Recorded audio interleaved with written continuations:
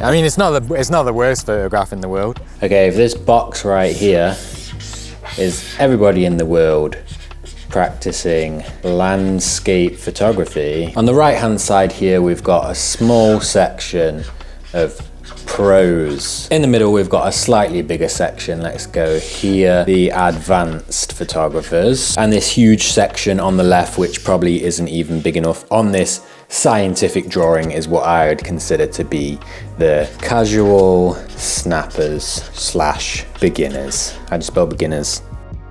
So now we've got this beautiful illustration. What's the most common occurrence that keeps casual snappers and beginners back from rising up the ranks to those higher level results when it comes to their photography? Is it gear, locations, editing skills? No, it's none of that. Let's take a look.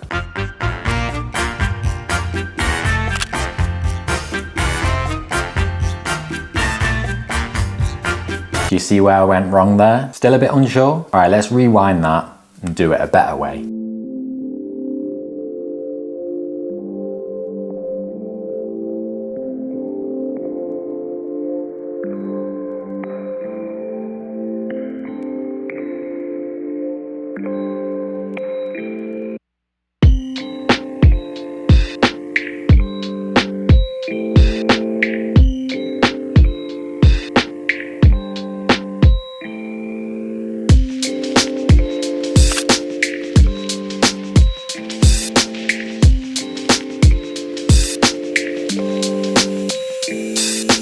So obviously the second clip that I played there looked a bit different, but let's put the two images on screen side by side and compare them both. The photo on the left is what I would personally call a casual snapshot, and what I also believe to be the most common occurrence in landscape photography that holds people back from getting those upper level results. You know, you're walking along, you see something you like, grab your camera, snap it, and then you move on. There's no real thought or time spent on the photo, which results in images that pretty much resemble iPhone pictures, but at a high resolution. If that's what you're going for and you don't want to take it that seriously and you're happy with that, then cool. But for those of you that are wanting to get those upper level results, it's such a small, simple change to move away from these snapshot style images to proper, intentional, thought out photography. When it comes to achieving those upper level shots and smashing through what I consider to be the biggest line between just taking photos and producing actual photography, you want to be doing what I did on the right hand side here. Full disclosure, not to say this is the most epic, perfect photo, but for this video's sake, you saw from the footage that it was very intentional. I didn't just see it and snap it. I looked at a few different angles. I looked at where the light was falling, where I wanted to position elements in the frame, took time over the horizon line and foreground, where my subject sat on the frame, how much sky was present. I could go on and on, but I'm getting a bit hungry. Doing all of this and incorporating it into your photos is where photographers move past that casual starting point in photography and start to produce real images of and about places. Let's take a look at another example out in the field, and this time I'll talk through my thought process when it comes to shooting the better image. Okay, so instead of me taking the quote-unquote thoughtless or beginner or casual photo, whatever you want to call it, I'm going to hand the camera over to Jess, who is not even a beginner photographer. So we'll let her take a photo and her thought process and stuff, and then I'll take my version of it and we can compare the two and show you what I mean more clearly than me trying to deliberately take a bad photograph. He thinks he's too good for a bad photo. Right, so hand it over to you. You take whatever you feel is best. Okay.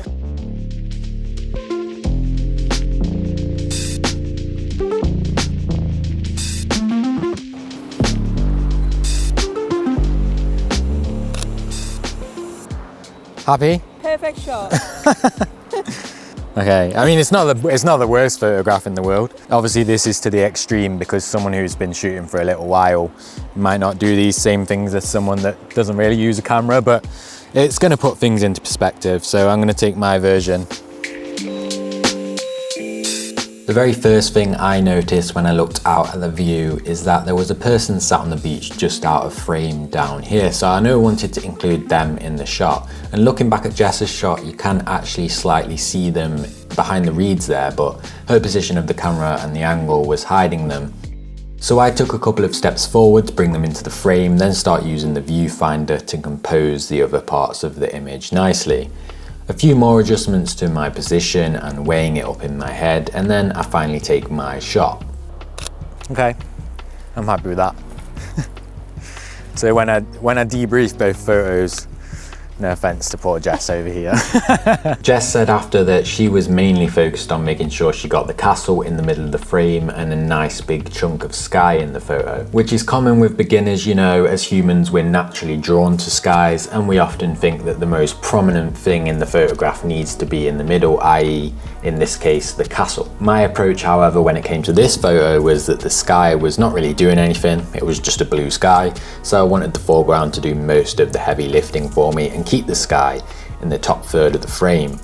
It's crazy how a few movements has opened up this little curve here, which not only allows the person to be present, but it also kind of frames them nicely.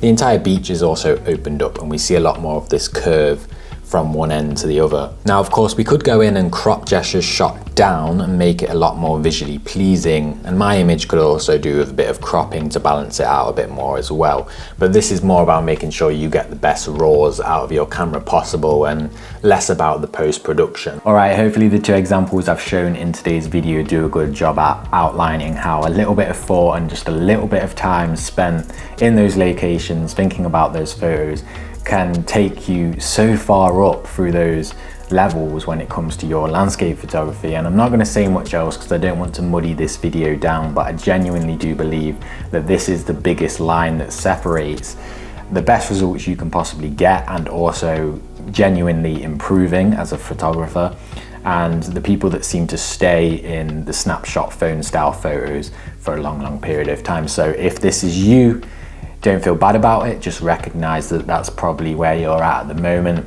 and start thinking about those photos properly, spending time on them. Thank you so much for watching, and as always, I'll see you in the next one.